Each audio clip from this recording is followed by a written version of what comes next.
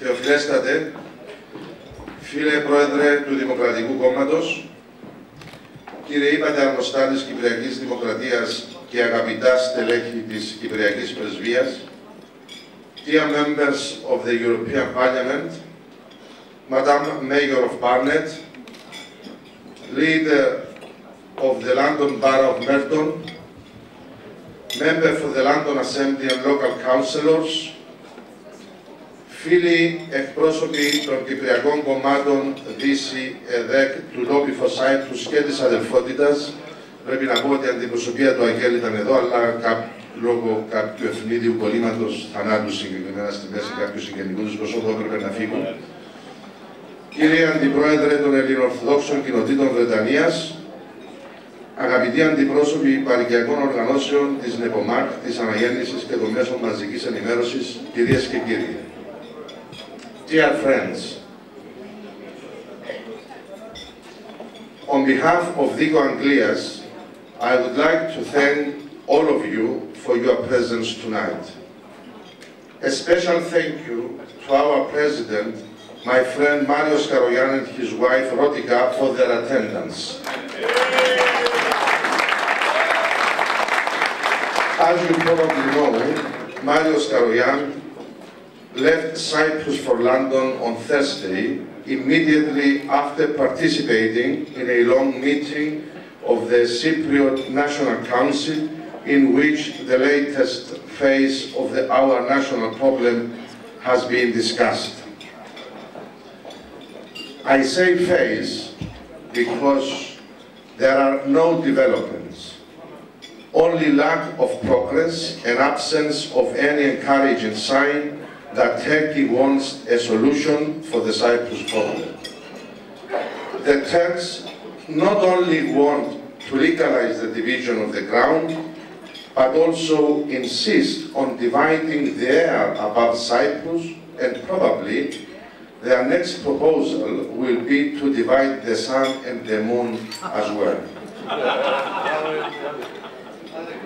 Under these circumstances, it is obvious that the solution is far, far away. You do not have to be clever or educated in a primary school to understand this fact.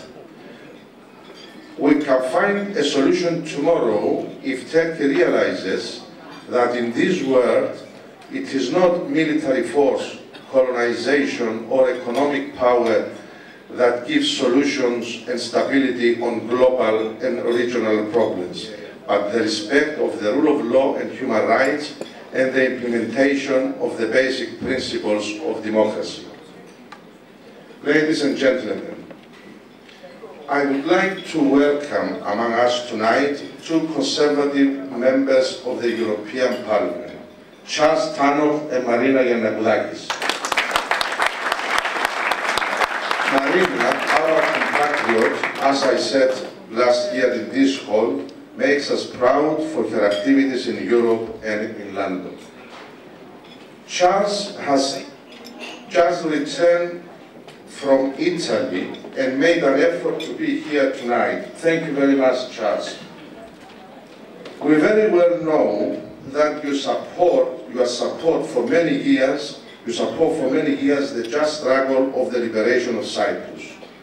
We know that you criticize Turkey's intransigence on Cyprus, and you are not one of those MEPs who take seriously the Turkish lies or buy the Turkish propaganda regarding Cyprus and EU memberships.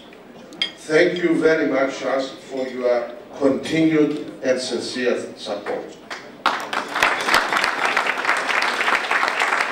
I also like to thank and congratulate another compatriot who is standing before us as the first citizen of Barnet, Lisa Ratter, our mayor, who offers to the borough and to our community good and fruitful services. Among us tonight is the councillor, a member of the London Assembly, Brian Coleman, a local politician who spares time and effort to give a huge and sincere support to Cyprus. We may sometimes disagree with Brian Coleman on minor local issues. For example, to change the pay and display parking system, increasing the prices, parking prices as well. But we certainly agree with him on other important issues. For example, we believe that unelected civil servants at the Foreign Office have no moral and legal right to suggest the abolition of the UN peacekeeping force in Cyprus, blackmailing in this way the Greek Cypriots to accept a multilateral conference on Cyprus, without solving first the internal aspects of the problem. Brian also knows, as we do, that the rotating presidency of the European Union is not and cannot be on the negotiating table of the discussions of the Cyprus problem, as Turkey and unfortunately the Foreign Office have been manipulating. For these and other reasons, Brian, you have all our support in the coming elections in May, I think, to represent again Barnett and Camden, hoping that you think again the parking system.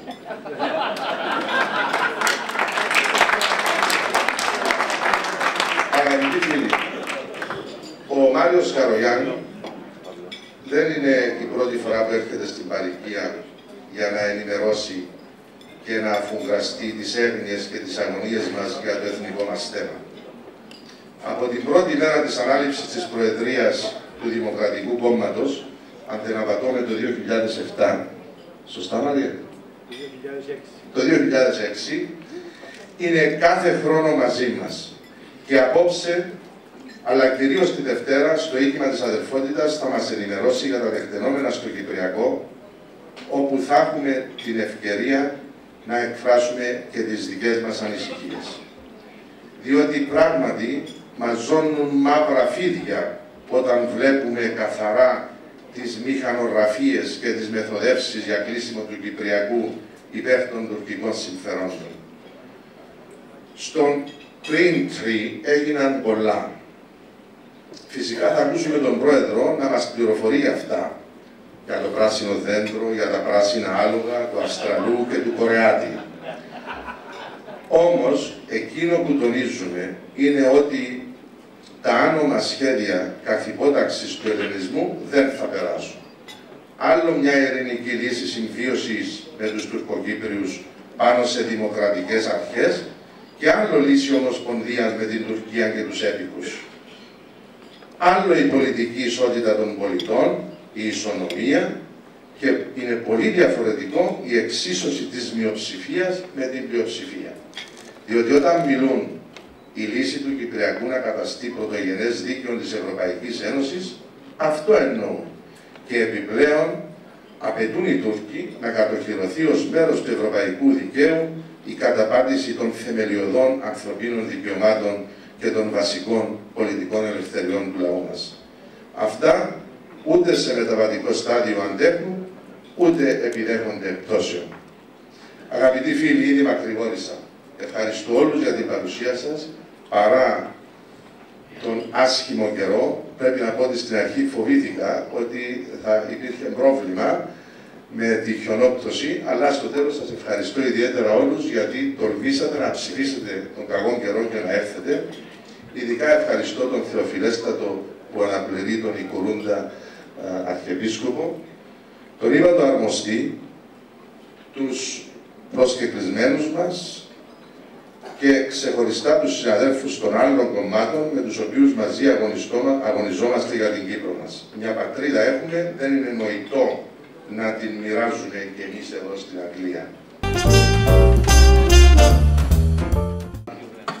Mr. President, Your Excellency the High Commissioner, Michael, President of ΔΗΚΟ here in the UK, it's a great pleasure to be with you this evening If I look a little bit tired, I probably am a little bit tired. I literally flew in from Milan 3 hours ago, having been on a one-day mission to try and enlarge the new group that we've formed in the European Parliament, the ECR. We're trying to get some Italian allies.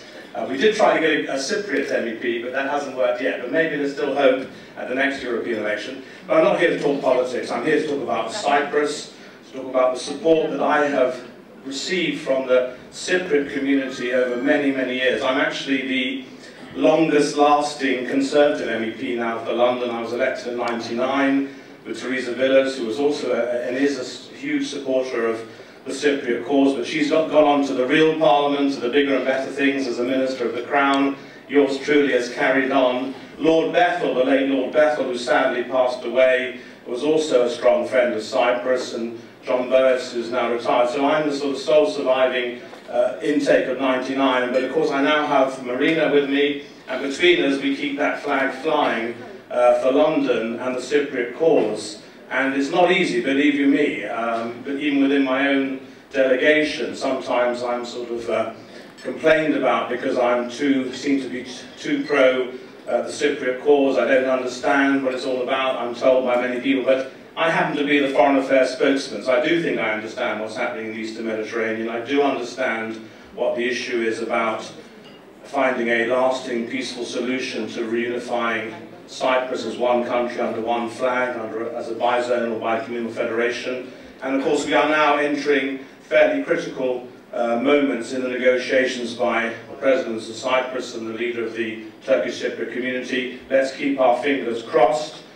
I can't say I'm overtly optimistic, but you never know, a white rabbit might be pulled out of the hat at the last minute, but let's just hope for the best, we just don't know. But certainly you can rest assured that Marina and I, we certainly keep this issue very much to the forefront. I speak on foreign affairs in the Foreign Affairs Committee. I work closely with my Cypriot colleagues, in particular Ioannis Kassolidis, who you probably know, who was a former foreign minister in Cyprus. And right now we have the Turkey report, which comes out annually from the European Parliament. And the European Parliament, which used to be dismissed as a kind of talking shop where sort of second-rate politicians were sent off to or started their lives and went on to bigger and better things, like Chris Huhne, who's had an interesting career recently. Nick Clegg was elected in the year '99, but I've stayed there because actually there's a lot of interesting things going on, particularly in the area of foreign policy, particularly on the issue of enlargement, which I happen to take a specialist interest in, being the rapporteur for Montenegro and the Western Balkans, where I've been very focused on. But the Turkey report is before us, and this year I've submitted some of the toughest amendments ever, because I do think it's just totally unacceptable, with the Cypriot presidency coming up now in a few months' time, that one candidate country for EU membership, namely Turkey, still refuses to recognise the Republic of Cyprus, and not only doesn't want to recognise it, wants to make life particularly difficult when this small country is trying to be president in office of the European Union. It's not easy for a small country with limited administrative resources like Cyprus. So rest assured that in this report, I'm talking about respecting the economic exclusive zone for 200 miles, not using its bullying tactics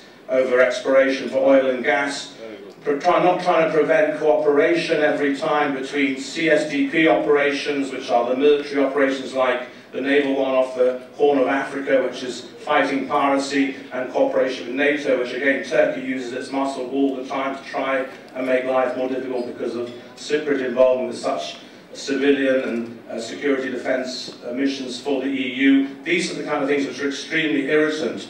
But it gave me great pleasure tonight to be talking to the president of the Democratic Party, because he reminded me of his Armenian roots through his father. And I'm also a very strong friend of Armenia. I'm also on the board of the European Friends of Armenia, and I was actually decorated by their republic last year. And in this report, I will also be reminding of how unacceptable it is that little Armenia is also being bullied by Turkey, by them keeping that border closed for 20 years in a kind of collective punishment against the Armenian people, who, goodness me, they have also suffered at the hands of the Ottoman Empire 100 years ago. And I'm reminded of the fact that some of these individuals who were driven out of Turkey, eastern Turkey, settled in northern Cyprus to find peace in that beautiful island of Cyprus, only to be booted out again, and probably one of them was the father of your president here tonight. So I'm a friend of both communities in London, and I'm very proud of the work that I do. But anyway, you've heard enough from the politicians tonight. Thank you very much for all your support. Rest assured that I keep that flag and that torch burning for your issue dear to your heart. But I also represent London. It's a great honour, it's a great privilege to represent London with all its diverse communities. And sincerely, a thanks from me and from Marina, and please carry on supporting us in future, and I look forward to coming to see you and speak to you again next year. Ευχαριστώ. Ελευθερία στην Κύπρο.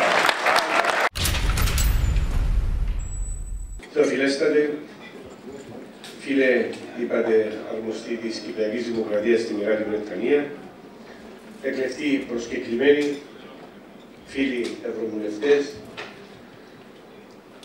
φίλες και φίλοι, πάντοτε είναι με ιδιαίτερη συγκίνηση και χαρά που βρίσκομαι στη Μεγάλη Βρετανία και ιδιαίτερα σε αυτή την ωραία σύναξη την κάθε χρονική του Δημοκρατικού Κόμματος.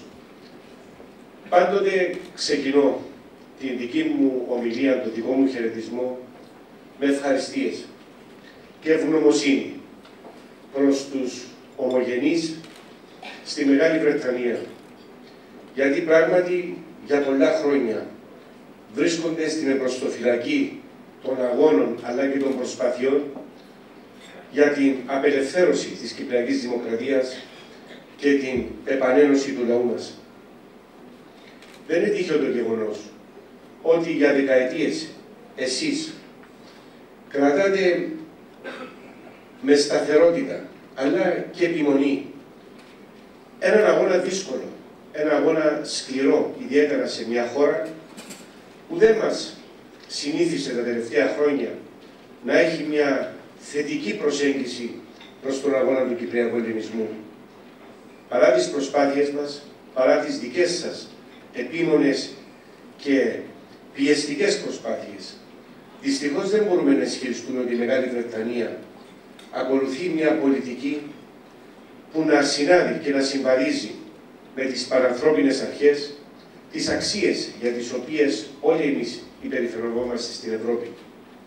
Δυστυχώς τα συμφέροντα ή ακόμη και οι επιδιώξεις, στρατηγικές και άλλες, δίνουν την εντύπωση, ή για να είμαι πιο ειλικρινής, δίνουν μια απλή πραγματικότητα, ότι η Μεγάλη Βρετανία στηρίζει τους τουρκικούς σχεδιασμούς, στηρίζει την τουρκική πολιτική. Πράγμα το οποίο φάνηκε και τις τελευταίες μέρες στο Συμβούλιο Ασφαλείας και στις επαφές που είχε η Γραμματεία των ΗΠΑ και ο Πρόεδρος της Δημοκρατίας, όπου είδαμε μια Μεγάλη Βρετανία να πρωτοστατεί στο να ενισχύσει την τουρκική πολιτική και να ενισχύσει την απέτησή της για τη σύγκληση διεθνούς διάσκεψης για το Κυπριακό, προτού υπάρχει συμφωνία στις εσωτερικές πτυχές του Κυπριακού και προτού να υπάρχει εκείνη η ουσιαστική πρόοδος που θα επέτρεπε να μπούμε σε αυτή τη διαδικασία. Και δεν είναι μόνο αυτό. Αν κάποιος αναλύσει την βρετανική πολιτική την τελευταία περίοδο, θα δει ότι πράγματι η Μεγάλη Βρετανία ακολουθεί πολιτικές που συνάδουν ή προσαρμόζονται προς τις τουρκικές επιδιώξεις. Για να είμαστε ειλικρινείς, για να είμαστε σωστοί. Όμως, αυτό σε καμιά περίπτωση δεν μπορεί να υποβαθμίσει τις δικές σας ενέργειες, τις δικές σας προσπάθειες, όλων των Κυπρίων στη Μεγάλη Βρετανία, των οργανωμένων συνόλων, των κομμάτων, που πράγματι ενωμένοι και με μια γροθιά δίνεται αυτή τη μάχη για την Κύπρο, τη μάχη για την κατήσχηση των ανθρωπίνων δικαιωμάτων στην Κύπρο και σε όλους τους λαούς που αγωνίζονται για ελευθερία. Από τη φύση μου είμαι αισιόδοξος άνθρωπος. Όμως δεν μπορώ να ισχυριστώ ότι αυτά που συμβαίνουν στην Κύπρο την τελευταία περίοδο πρέπει να μας οθούν στο να είμαστε αισιόδοξοι. Δυστυχώς θα μεταφέρω μηνύματα τα οποία δεν είναι θετικά. Όμως έμαθα στη ζωή μου να είμαι ειλικρινής, να είμαι έντιμος και να λέω αυτά που πιστεύω, αυτά τα οποία κρίνω χωρίς καμία δόση υπερβολής και χωρίς καμία δόση είτε υπερφύαλης προσέγγισης, είτε προσέγγισης μηδενιστικής. Όμως, τα πράγματα είναι εκεί. Είχαμε πριν λίγες μέρες την ολοκλήρωση των συζητήσεων στο Green Tree ανάμεσα στον πρόεδρο της Δημοκρατίας, τον τουρκοκύπριο ηγέτη και τον Γενικό Γραμματέα των ΗΠΑ. Όπως είχαμε προβλέψει από την αρχή, αυτές οι συνομιλίες δεν θα οδηγούσαν πουθενά. Όπως δεν οδήγησαν και όλα αυτά τα χρόνια, ανεξαρτήτως του ποιος ήταν πρόεδρος της Κυπριακής Δημοκρατίας. Γιατί είχα και έχω την άποψη ότι όλοι οι πρόεδροι της Δημοκρατίας προσπάθησαν γνήσια να βρουν μια βιώσιμη και λειτουργική λύση στο Κυπριακό. Αν δεν το πέτυχαν, δεν οφείλεται σε αυτούς. Οφείλεται γιατί η Τουρκία επιμένει σε πολιτικές που θέλουν εκ των πραγμάτων την Κύπρο να είναι υποχείριό της, στρατηγικά και γεωπολιτικά. Αν κάποιοι έχουν αμφιβολία, αν ακόμη έχουν αμφιβολία για τους στόχους και τις επιδιώξεις της Τουρκίας, αρκεί να διαβάσουν το βιβλίο του αρχιτέκτονα της τουρκικής πολιτικής, του κ. Νταβούτογλου, για να επιβεβαιώσουν του λόγου του αληθές, ο οποίος λέγει ομά ότι εμείς ως Τουρκία, που θέλουμε να είμαστε όχι μόνο μια μικρή περιφερειακή δύναμη, αλλά μια ισχυρή περιφερειακή δύναμη στην ευρύτερη περιοχή, για να μπορέσουμε να το κάνουμε, να το πετύχουμε, χρειαζόμαστε τον έλεγχο της Κύπρου. Και όταν μάλιστα οι Τουρκοκύπροι πριν ένα χρόνο περίπου αγωνίζονταν για να στείλουν μηνύματα κατά της Τουρκίας ότι δεν πάει αυτή η κατάσταση πλέον, ο κύριος Ερντογάν μίλησε και ξεκαθάρισε τη θέση του και τους είπε: «Κι είστε εσείς που θα διαφοροποιήσετε ή θα αλλάξετε τις επιδιώξεις, τα σχέδια, τους στόχους της Τουρκίας. Εμείς θέλουμε τον έλεγχο της Κύπρου, γιατί αυτό υπαγορεύει το δικό μας γεωστρατηγικό συμφέρον». Τελεία. Θέλω λοιπόν να πω ότι και είναι από τις φορές που εμείς οι πολιτικοί, όταν κάνουμε εκτιμήσεις, όταν κάνουμε προβλέψεις ή όταν εκφράζουμε κάποιες απόψεις, νιώθουμε έτσι μέσα μας ανθρώπινα, όταν επιβεβαιώνονται οι προβλέψεις, μια χαρά. Ότι δηλαδή σωστά εκτιμήσαμε γεγονότα. Πιστέψτε με, την τελευταία περίοδο, ανεξαρτήτως αν οι προβλέψεις και οι εκτιμήσεις μας έχουν επιβεβαιωθεί, νιώθω πολύ δυστυχής. Νιώθω δυστυχής γιατί ακριβώς όπως εξελίσσονται τα πράγματα, δεν αφήνουν πολλά περιθώρια αισιοδοξίας για μια βιώσιμη και λειτουργική λύση του Κυπριακού. Η Τουρκία ξέρει τι θέλει. Η Τουρκία εξάλλου πάντοτε ξέρει τι ήθελε. Και στην Κύπρο και αλλού. Το ερώτημα είναι, εμείς ξέρουμε ακριβώς τι θέλουμε? Αυτό είναι ένα μεγάλο ερώτημα. Ξέρετε, είναι τραγικό ένας πολιτικός ηγέτης να μιλά με αυτόν τον τρόπο και νομίζω και πολλοί άλλοι θα μιλούσαν με τον ίδιο τρόπο. Όμως, τελικά, ξέρουμε που πάμε. Έχουμε κοινούς στόχους. Έχουμε κοινό όραμα εμείς όλοι. Κατά την ταπεινή μου άποψη, όχι. Δεν έχουμε. Πέρα από τα γενικά και αόριστα που λέμε συνήθως, λειτουργική, βιώσιμη λύση, διζωνική, δικοινοτική ομοσπονδία, με πολιτική ισότητα όπως καθορίζεται από τα σχετικά ψηφίσματα των ΗΠΑ, αν ρωτήσετε, και το είπα στο Εθνικό Συμβούλιο πολλές φορές, τον κάθε ένα από εμάς να πει ποια είναι η λύση που φαντάζεται ή που νιώθει ή που αισθάνεται, τους είπα, είμαστε περίπου 20 άτομα, 20 διαφορετικές προτάσεις θα καταθέσουμε. Και βέβαια, πήγαμε στον Green Tree 2 πριν λίγες μέρες. Είπαμε στον πρόεδρο της Δημοκρατίας, μην πας. Ζήτα αναβολή αυτής της συνάντησης. Δεν το κάναμε γιατί έχουμε κάποια προκατάληψη ή γιατί δεν θέλουμε να προχωρήσουν οι διαπραγματεύσεις. Όπως, εμείς θέλουμε να είμαστε συνεπείς σε αυτά που συζητούνται, αλλά και αυτά που αποφασίζονται. Πριν 2 μήνες είχαμε πει για πρώτη φορά, μην πας. Δεν υπάρχει πρόοδος στο Κυπριακό. Υπάρχει χάσμα ανάμεσα στις δύο κοινότητες. Εμείς κοιτάμε βορρά και εκείνοι κοιτάνε νότο. Εμείς προσβλέπουμε Ανατολές, στην Ανατολή, αυτή στη Δύση.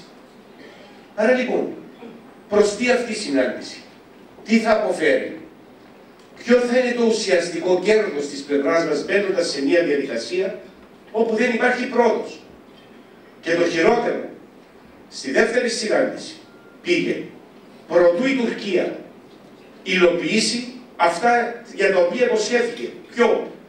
Ότι δηλαδή θα έδινε στοιχεία και πληροφορίες σε ό,τι αφορά το περιουσιακό, σε ό,τι αφορά το εδαφικό, σε ό,τι αφορά τους επίκους.